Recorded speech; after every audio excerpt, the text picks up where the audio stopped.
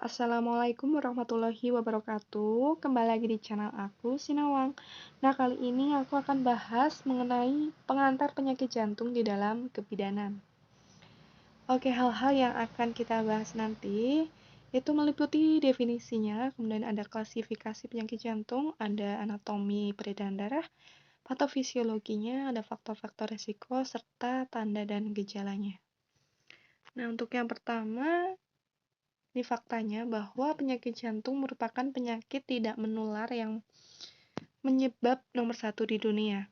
Kemudian, penyakit jantung dapat menyebabkan kematian sekitar lebih dari 80% pada negara dengan ekonomi yang rendah maupun menengah. Nah, penyakit jantung juga merupakan penyebab kematian kedua maternal neonatal. Selanjutnya, penyakit jantung pada kehamilan merupakan penyebab yang signifikan, baik itu morbiditas serta mortalitas antara 1-4% dari semua kehamilan. Nah, diperkirakan setidaknya 0,2% kehamilan akan mengalami komplikasi penyakit jantung.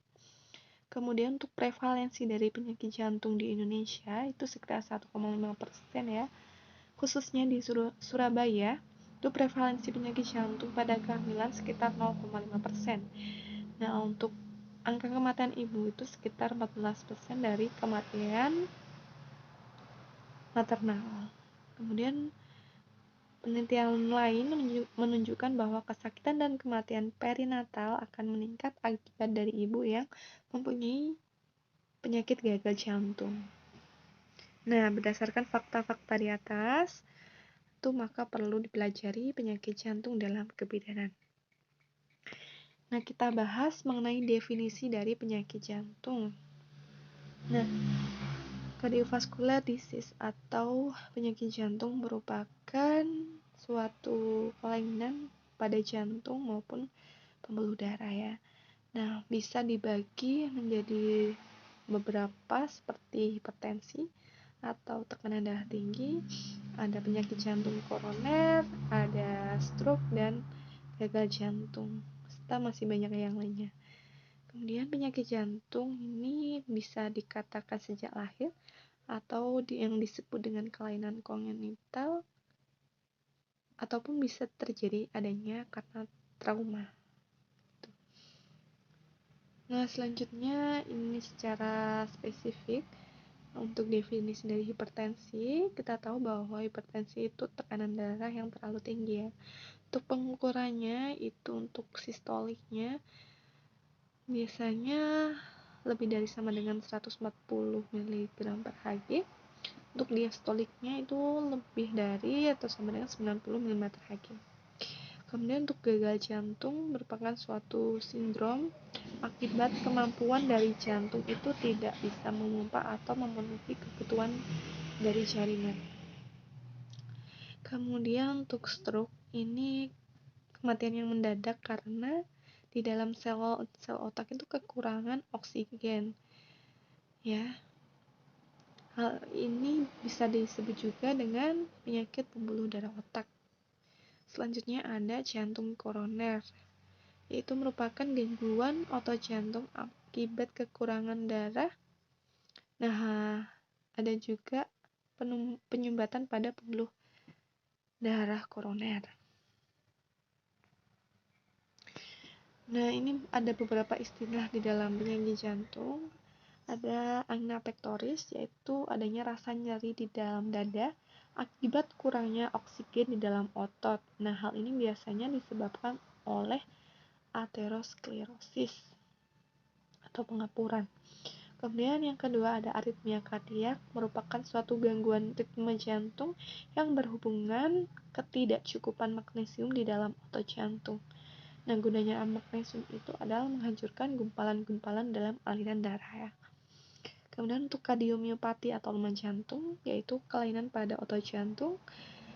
Selanjutnya ada prolaps katup mitral, merupakan abnormalitas dari katup sehingga menyebabkan kebocoran pada jantung.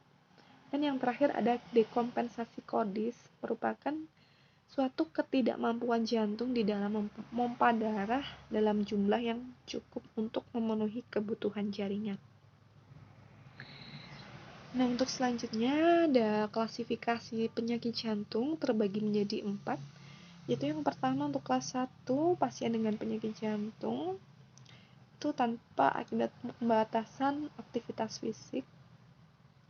Nah, untuk aktivitas fisik itu tidak menyebabkan kelelahan yang tidak semestinya.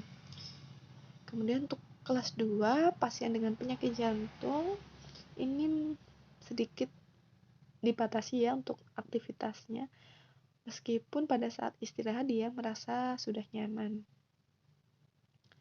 Nah, pasien ini bisa saja mengalami kelelahan, palpitasi atau deg-degan, dyspnea atau nyeri angina pada aktivitas fisik yang biasa. Kemudian untuk klasifikasi yang ketiga itu pasien dengan penyakit jantung itu pembatasan aktivitas fisiknya itu sudah jelas ya, nyaman pada saat istirahat, dan hal ini bisa mengalami kelelahan, palpitasi, dyspnea atau nyeri angina dengan aktivitas fisik yang ringan. Kemudian untuk yang kelas 4 ini sudah merupakan klasifikasi penyakit jantung yang berat, yaitu sudah tidak mampu untuk melakukan aktivitas fisik apapun, sudah tidak nyaman lagi gitu.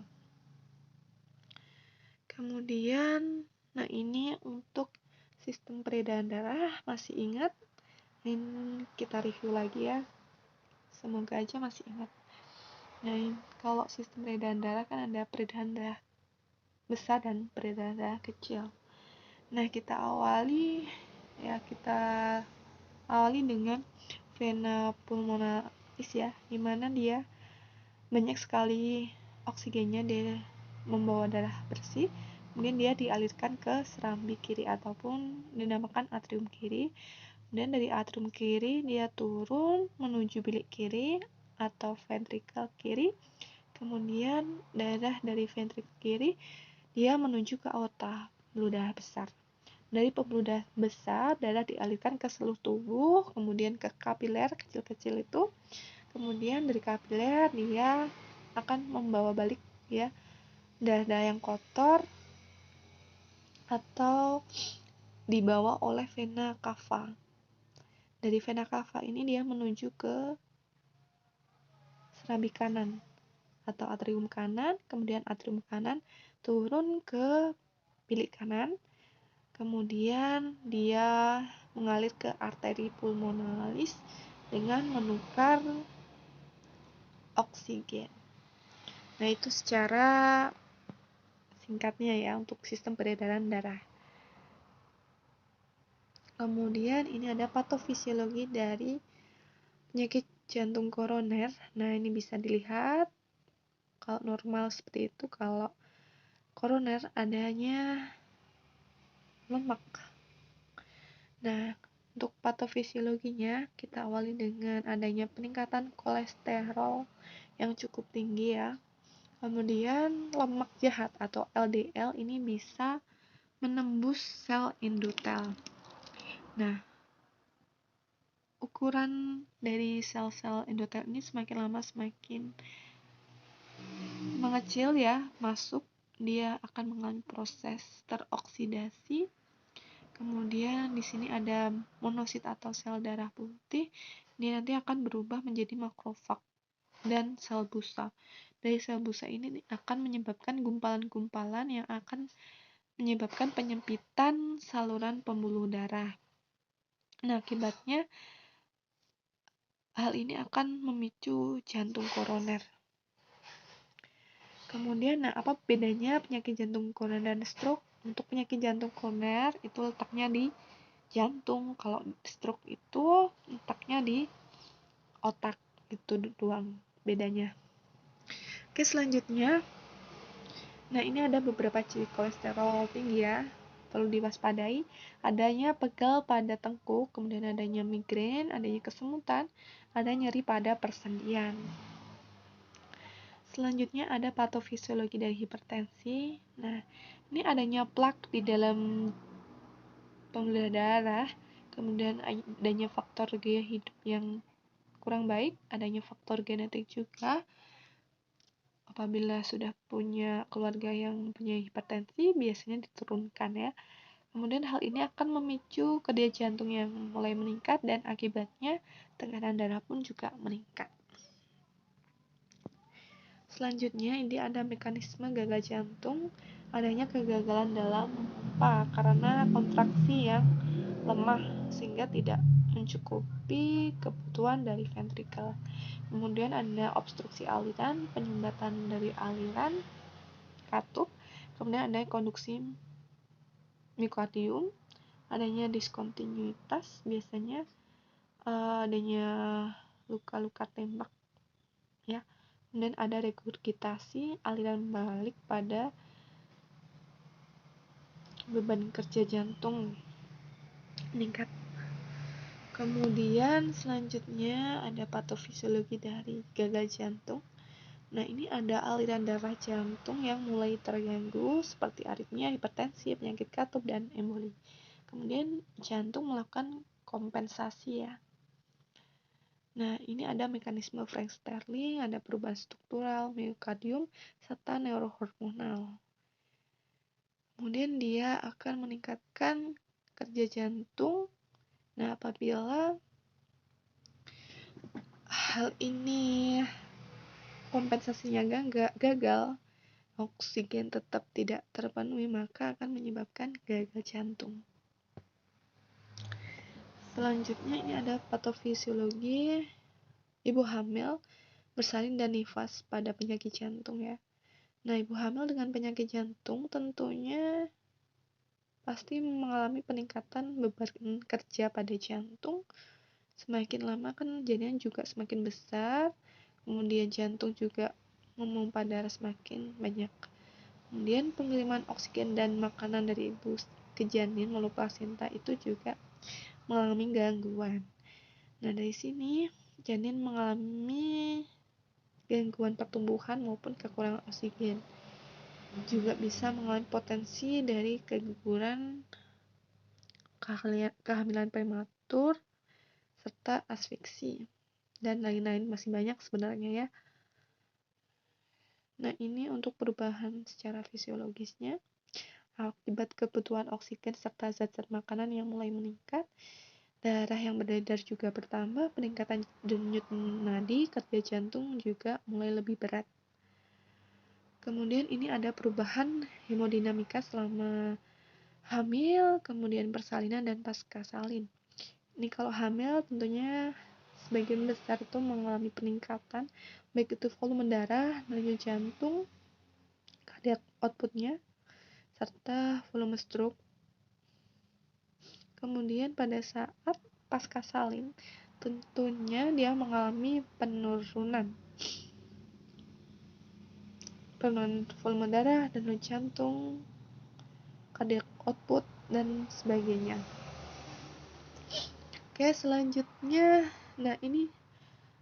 kenapa pada saat kehamilan itu volume darah itu meningkat? Nah, ini tujuannya, yaitu mempermudah pertukaran gas, nutrien, serta metabolisme.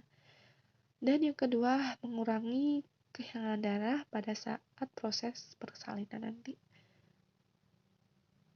Nah, kemudian ini ada beberapa faktor resiko.